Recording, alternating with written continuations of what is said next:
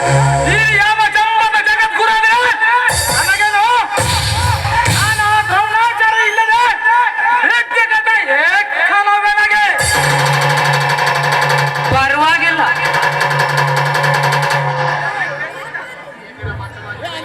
ಈಗ ನೀನು ಬಚಾವಾಗಿದೆಯಾ? ಎಂದಾದರೂ ಕಾಕಿನ ಅಭ್ಯರ್ಥಿ ಬಿಡುವುದಿಲ್ಲ, ಜ್ಞಾಪಕದಲ್ಲಿಟ್ಟುಕೋ. ಪರವಾಗಿಲ್ಲ, ಕಳ್ಳನಾದರೂ ಹುಲಿಯ ಧೈರ್ಯವಿದೆ.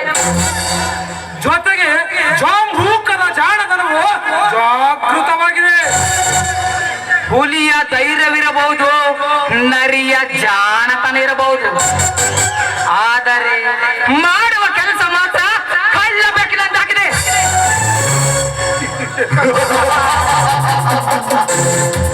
ಹಾಗಾದರೆ ನಿನ್ನನ್ನು ಕುರಿ ಹಿಂಡನ ತೋಳನೆಂದು ತಿಳಿಯಲಿ.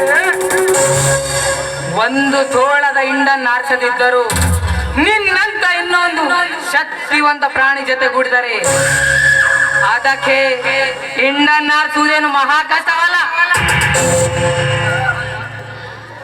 ನಿನ್ನ ಸಹಾಯ ಯಾಚಿಸಲೇ? ನೋಡಿ ಮಿಸ್ಟರ್, ಮುಚ್ಚಿಟ್ಟು ಮಾತಾಡುವ ಅಭ್ಯಾಸ ನನಗಿಲ್ಲ. ಇನ್ನೊಬ್ಬರ ಆಡಿನಲ್ಲಿ ಬದುಕುವ ಇಷ್ಟವೋ ನನಗಿಲ್ಲ. It is my hobby. ಖಾದ್ಯ ಹಣ್ಣಿನಲ್ಲಿ ಭೀಮ ಪಾಲು ಇರದೆ ಸರಿ ಪಾಲು ಅಂತಾದಾಗ ಅಧೀನತೆ ಪ್ರಶ್ನೆನೇ ಬರೋದಿಲ್ಲ. ಒಟ್ಟಾರೆ ಹೊರಗುಪಯೋಗಿಸುವ ಮೋಸದ ಅಸ್ತ್ರಗಳನ್ನು ನಮ್ಮಲ್ಲಿ ಉಪಯೋಗಿಸದಿದ್ದರೆ ಆಯ್ತು. ಇಷ್ಟೇ ನಮ್ಮ ಕರಾರು. ಹಾಗಾದರೆ ನಾನೇನು ನಿಮ್ಮಲ್ಲಿ ಸೇರುವೆ. ಭಾಗದ ವಿಷಯ ಮಾತ್ರ ಸಮನಾಗಿರಬೇಕು. ನೀವು ಹಾಲೆರೆದರೆ ನಾ ಜೇನೆರಿವೆ, ನೀನು ವಿಷವನ್ನೆರೆದರೆ ವಿಷದ ಕಡಲಾಗುವೆ.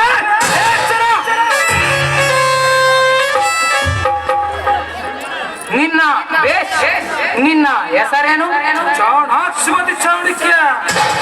ನಿನ್ನ ಚಾಣಾಕ್ಷತನ ತೋರಿಸಿದೆ ನೀನು ಚಾಣಕ್ಯನೆಂದು. ಹಾಗಾದರೆ ನಿನ್ನನ್ನು ಏನೆಂದು ಕರೆಯುವುದು? ನರಹಂತಕ ನಾಡಿನಲ್ಲಿ ಮಿಂಚಿದ ಮರಿಹುಲಿ ಮರಿಹುಲಿ ರಘು, ಮರಿಹುಲಿ ರಘು ಎಂದು.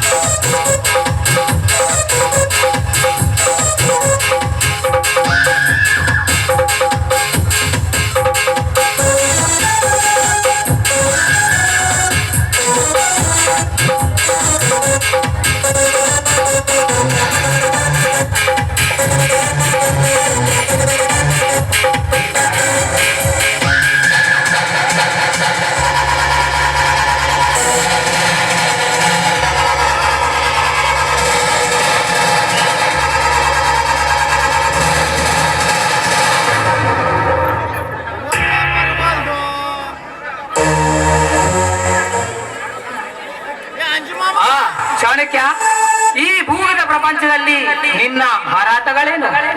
ಹಾರಾಟೆ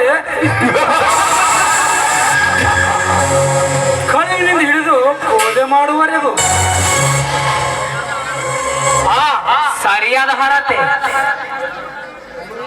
ಚಾಣಕ್ಯ, ಈ ಊರ ಆಚೆ ಒಂದು ಹಾಳು ಕೋಟೆ ಇದೆ. ಅದರ ನಡುವೆ ಅರಮನೆ ಅಂತ ಒಂದು ಬಂಗ್ಲೆ ಇದೆ. ಅಲ್ಲಿ ನಮ್ಮಂತ ಗುಂಡಾ ಜನಗಳಿಗೆ ರಕ್ಷಕ ನಾಗರಾಜ್ ಒಬ್ಬರಿದ್ದಾರೆ. ಅವರು ಈ ಸಮಾಜದಲ್ಲಿ ಹಾಗೂ ರಾಜಕೀಯ ವಲಯದಲ್ಲಿ ಅತ್ಯಂತ ಪ್ರಾಮಾಣಿಕ ವ್ಯಕ್ತಿ. ಮೇಲಾಗಿ ಪೂರ್ವಜರು ರಾಜರು ಬೇರೆ. ಅವರು ಇಚ್ಛಿದ ಕಾರ್ಯವು ಕ್ಷಣ ಮಾತ್ರ ನೆರವೇರುವುದು.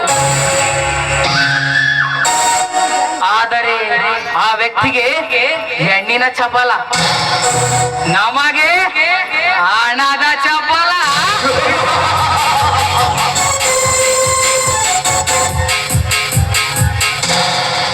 ಅರ್ಥವಾಯ್ತಲ್ಲ ವಿಷಯವೇನು?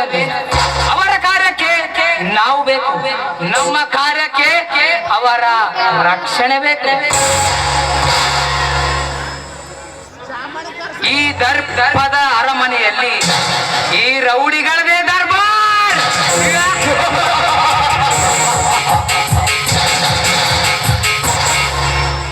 ಚಾಣಕ್ಯ, ಇಂದು ರಾತ್ರಿ ಅಲ್ಲಿ ನಿನ್ನ ಹಾದಿ ಕಾಯ್ತಾ ಇರ್ತೇನೆ, ನಾ ಹೋಗುವೆ.